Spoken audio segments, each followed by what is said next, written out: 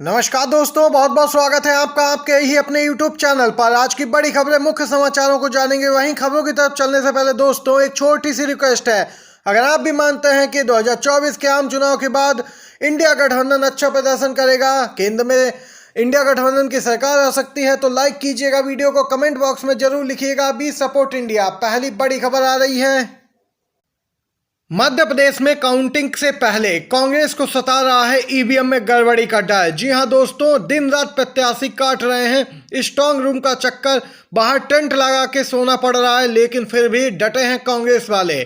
Shift में duty लगाई गई है दोस्तों, कभी सीसीटीवी खराब होती है तो कभी कोई अफसर स्ट्रांग रूम में जाने की किसी न किसी बहाने से कोशिश करता है, और सभी पर और उनकी गतिविधियों पर कांग्रेस पार्टी के प्रत्याशियों की पूरी नजर है। उनके कार्यकर्ता लगे हैं, लेकिन फिर भी दोस्तों यहाँ पे हार जीत का फैसला इलेक्ट्रॉनिक मशीन और मत पत्र के जरिए ही होना है। इसीलिए यहाँ पे ईवीएम स्ट्रांग रूम के बाहर दिन रात पूरी मेहनत से जुटे हैं कांग्रेसी कार्यकर्ता, लेकिन शंकाएं जो हैं वह खत्म होने का नाम नहीं ले रही हैं।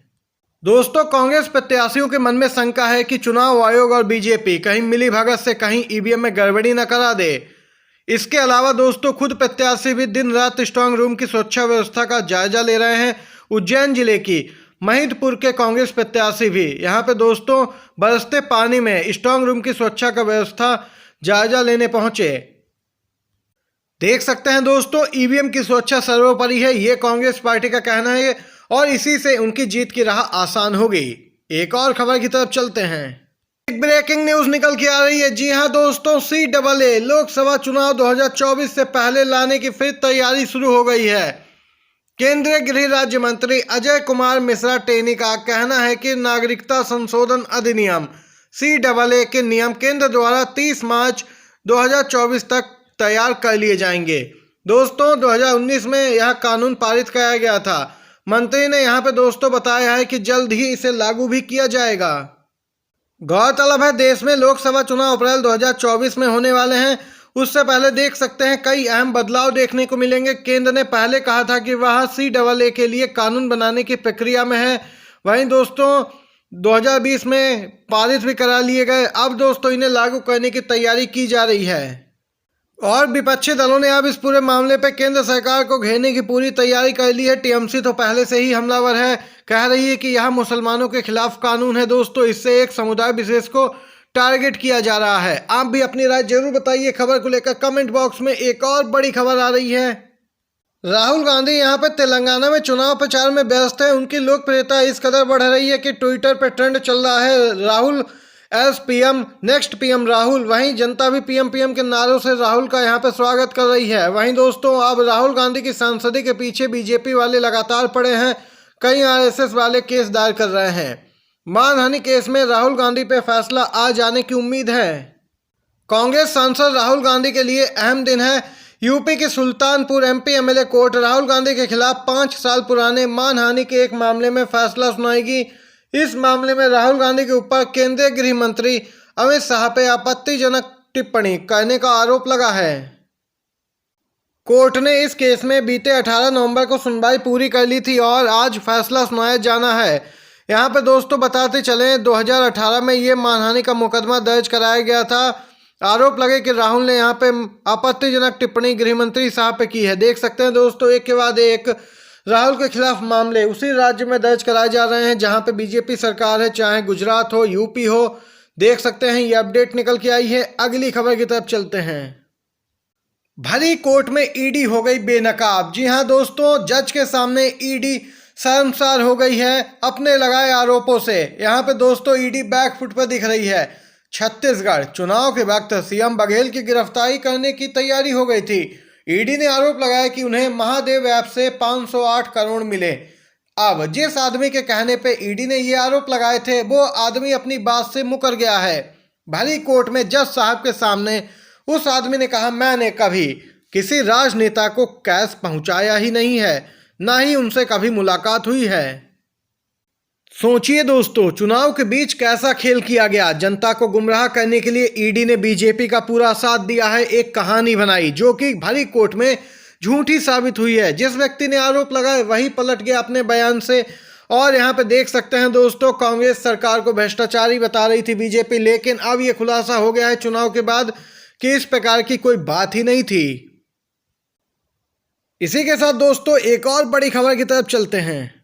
संसद का शीतकालीन सत्र 4 दिसंबर से होगा शुरू, 22 तारीख तक चलेगा। वहीं दोस्तों अब भारतीय न्याय संहिता की है बारी, खत्म होंगे आईपीसी और सीआरपी से जुड़े कानून। दोस्तों संसदीय कार्य मंत्री ने सर्वदलीय बैठक बुलाई है 2 दिसंबर को, और इस मीटिंग में दोस्तों सत्र को लेकर चर्चा की जाएगी। आपको दोस्तों बताते चलें, 5 राज्यों के चुनाव के नतीजे आने के बाद यह सत्र शुरू होगा। सरकार इस सत्र में कई अहम विधेयकों को पारित कराने की कोशिश में लगी है। ऐसे में चुनाव नतीजे उसके पक्ष में आते हैं तो उसे और अधिक ताकत मिलेगी। वहीं कांग्रेस को चुनाव में अगर फायदा हुआ, नतीजे कांग्रेस के पक्ष में आए, तो यहाँ पे संसद के समीकरण भी कुछ बदले दिख सकते हैं। देख सकते हैं दोस्तों, यहाँ पे ये अपडेट निकल के आई है। इसके साथ ही अब भारतीय न्याय संहिता की बारी लगी है। आईपीसी सीआरपीसी कानून समाप्त होंगे, पेश होंगे नए विधेयक। अगली खबर की तरफ चलते हैं। तेलंगाना में राहुल गांधी ने दी हैं फिर से कांग्रेस पार्टी की यहाँ पे 7 गारंटियां। जी हां दोस्तों, पहले कर्नाटक में 5 गारंटियां लागू कर चुकी है। राहुल गांधी ने जनता से कांग्रेस पार्टी को भारी बहुमत से चुनाव जिताने की अपील की है। राहुल गांधी बोले हैं, आप कांग्रेस पार्टी को जिताइए और तेलंगाना को सही रास्ते पर लाइए। तेलंगाना में एक रोड शो के दौरान जनता को संबोधित करते हुए राहुल गांधी ने बड़ी बात कही है और कांग्रेस की सरकार बनवाने की अपील की है। उन्होंने कहा, जिस प्रकार आपके पड़ोसी राज्य कर्नाटक में कांग्रेस की सरकार चुनी गई है और सभी दी हुई गारंटियां पूरी की गई हैं, उसी प्रकार आपके तेलंगाना में भी कांग्रेस अपनी दी हुई सभी गारंटियां चुनाव के बाद पूरा करेगी। आप लोग कांग्रेस पार्टी को जिताइए। वहीं तेलंगाना में हुआ सर्वे बता रहा है, तेलंगाना में कांग्रेस पूर्ण बहुमत से सरकार बनाने जा रही है। जनता ने बीआरएस बीजेपी की नफरत को नकार दिया है। अब वहां मोहब्बत की दुकान खुलने जा रही है। ये ट्वीट कांग्रेस पार्टी ने अपने आधिकारिक हैंडल से किया है। दोस्तों एक और खबर की तरफ चलते हैं। बड़ी खबर दोस्तों, सुप्रीम कोर्ट पहुंची राष्ट्रपति द्रौपदी मुर्मू ने दिया है बड़ा बयान, मोदी सरकार को लिया निशाने पर। दोस्तों इशारों में सरकार को यहाँ पे राष्ट्रपति ने बड़ी बात कह दी है। राष्ट्रपति बोली हैं कि पिछड़ा वर्ग भी होगा मजबूत, जजों की नियुक्ति के लिए यहाँ पे नया सेवा आयोग का गठन किया जाएगा। दोस्तों राष्ट्रपति द्रौपदी मुर्मू संविधान दिवस के अवसर पर पहुंची थी सुप्रीम कोर्ट, जहां भारत के मुख्य न्यायाधीश भी उपस्थित थे। इस दौरान उन्होंने कॉलेजियम विवाद पे भी यहां पे अपना स्पष्ट राय रखी है। उन्होंने कहा कि भारत में सुप्रीम कोर्ट और हाई कोर्ट में जजों की जो नियुक्ति होती है कॉलेजियम की सिफारिश के आधार पर होती है, लेकिन अब इसमें पारदर्शिता आएगी। यहाँ पे दोस्तों राष्ट्रपति द्रौपदी मुर्मू ने सर्वोच्च न्यायालय परिसर में BR अम्बेडकर की 7 फुट ऊंची प्रतिमा का अनावरण किया है। दोस्तों CGI के प्रयासों से यह प्रतिमा सुप्रीम कोर्ट परिसर में लगाई गई है।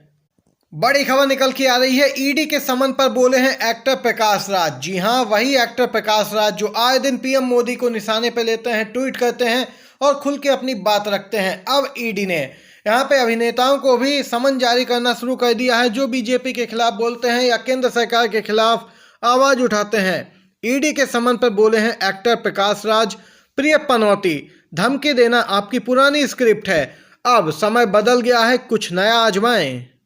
ये एक्टर प्रकाश राज का ट्वीट निकल के आया दोस्तों सामने। जोरदार हमला एक बार फिर से बोला है केंद्र सरकार पर। दोस्तों ये आज की बड़ी खबरें थी और मुख्य समाचार थे जो इस वीडियो में आप सभी ने जाने हैं। वीडियो अगर पसंद आया हो आपको तो लाइक कीजिएगा, शेयर कीजिएगा अपने दोस्तों में भी।